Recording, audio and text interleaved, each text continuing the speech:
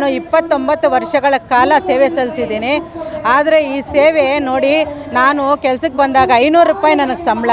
ನಾನು ಸ್ಲಮ್ಮು ಅಂದರೆ ಕೊಳಚೆ ಪ್ರದೇಶದಲ್ಲಿ ಕೆಲಸ ಮಾಡಿಕೊಂಡು ಎಲ್ಲ ಸಮುದಾಯದ ಮಕ್ಕಳು ನಮ್ಮ ಮಕ್ಕಳು ಅಂತ ಹೇಳಿ ಗರ್ಭಿಣಿ ಬಾಣಂತಿಯರನ್ನ ಗುರುತಿಸಿ ಗರ್ಭಿಣಿ ಹೊಟ್ಟೆನಲ್ಲಿದ್ದಾಗ 3 ತಿಂಗಳ ಗರ್ಭಿಣಿನ ದಾಖಲು ಮಾಡಿಕೊಂಡು ಆ ಮಗು ಯಾವ ರೀತಿ ಬೆಳಿಬೇಕು ಅಂತ ಅವ್ರಿಗೆ ಅವೇರ್ನೆಸ್ ಕೊಡ್ತಾ ಮಗುನ ಹೊಟ್ಟೆಯಲ್ಲಿ ಬೆಳೆಸ್ತೀವಿ. ಆದರೆ ಇವತ್ತಿನ ದಿವಸ ಸರ್ಕಾರ LKG UKG ಸರ್ಕಾರ ಎಜುಕೇಷನ್ ಡಿಪಾರ್ಟ್ಮೆಂಟಿಗೆ ಕೊಟ್ಟಿದೆ. ಯಾವ ನ್ಯಾಯ ಅಂತ ನಾವು ಮಿನಿಸ್ಟ್ರಿಗೆ ನಾವು ಪ್ರಶ್ನೆ ಮಾಡ್ತೀವಿ. ಯಾಕಂದರೆ ನಮಗೆ ಕೊಡೋ 10,000 ರೂಪಾಯಿ ಸಂಬಳ 28 ವರ್ಷಗಳಿಂದ 500 ರೂಪಾಯಿಂದ ಹಿಡಿದು 100 ರೂಪಾಯಿ ಹೆಚ್ಚಿಸ್ತಾ ಬರ್ತೀರಾ. ನಮ್ಮ ಕಷ್ಟ ಹೆಂಗಿರುತ್ತೆ? 10,000ನಲ್ಲಿ ನಾವು ಜೀವನ ಮಾಡಬೇಕು.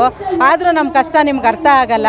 ಇವತ್ತಿನ ದಿವಸ LKG UKG ಮಕ್ಕಳನ್ನ ನೀವು ಎಜುಕೇಷನ್ ಡಿಪಾರ್ಟ್ಮೆಂಟ್ಗೆ ಕೊಟ್ಟರೆ ನಾವೇನು ಮಾಡೋಣ ಸರ್? ಅಂಗನವಾಡಿಗಳಲ್ಲಿ 4 ರಿಂದ 5 ವರ್ಷದ ಮಕ್ಕಳು ಏನು ಅಂಗನವಾಡಿಯಲ್ಲಿ ಕುತ್ಕೋತಾವ?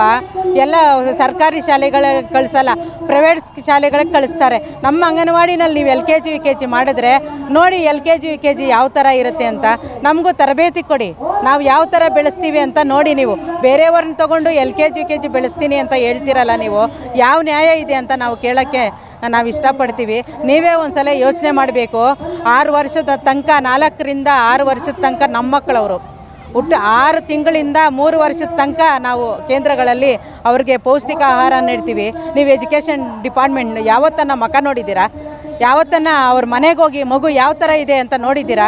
ಅವ್ರು ಕಕ್ಕಸ್ ತೆಗಿಯೋದು, ಉಚ್ಚೆ ತೊಳೆಯೋದು. ನಾವು ಇವತ್ತು 4 ವರ್ಷ ಬುದ್ಧಿ ಬಂತು ಅಂತ ಅನ್ನೋ ಮಕ್ಕಳು ನಿಮಗೆ ಯಾವ ನ್ಯಾಯ ಇದು? ಸರ್ಕಾರ ಯಾವ ರೀತಿ ಯೋಚನೆ ಮಾಡಿ ಕೊಟ್ಟಿದೆ ಈ ಎಜುಕೇಷನ್ ಡಿಪಾರ್ಟ್ಮೆಂಟ್ಗೆ ಅಂತ ನಾನು ಹೇಳೋಕ್ಕೆ ಇಷ್ಟಪಡ್ತೀನಿ. ಪ್ರತಿಯೊಬ್ಬರ ಕಷ್ಟ, ಕರ್ನಾಟಕದ ಅಂಗನವಾಡಿ ವರ್ಕರ್ ಕಷ್ಟ ಏನಿದೆ ಅಂತ ನಿಮಗೇನು ಗೊತ್ತು? ದಯವಿಟ್ಟು ನಾವು ಅಂಗನವಾಡಿಗಳಿಗೆ LKG UKG ಕೊಡೋ ತನಕ ಎದ್ದೇಳಲ್ಲ. ಉಪವಾಸ ಆಗಲಿ, ಅದು ಸಾವಾಗಲಿ ನೋವಾಗಲಿ, ನಾವು ಇದು ಸಾಧಿಸೋ ತನಕ ಬಿಡಲ್ಲ ಅಂತ ಹೇಳೋಕ್ಕೆ ನಾನು ಹೋರಾಟ ಮಾಡ್ತೀವಿ. ಇವತ್ತಿನ ದಿವಸ ನಮ್ಮ ಮೂಲೆ ಇದ್ದಾರಲ್ಲ ವರಲಕ್ಷ್ಮಿ ಮೇಡಮು, ಸಾಮಾನ್ಯದವರಲ್ಲ, ಬಿಟ್ಟೇ ತೀರಲ್ಲ, ಬಿಡಲ್ಲ, ಪ್ರಾಣ ಹೋದ್ರೂ ಸರಿ ಇದನ್ನು ನಾವು ಜಯಿಸ್ತೀವಿ ಅಂತ ಹೇಳಕ್ಕೆ ನಾನು ಇಷ್ಟಪಡ್ತೀನಿ. ಎಲ್ಲರ ಪರವಾಗಿ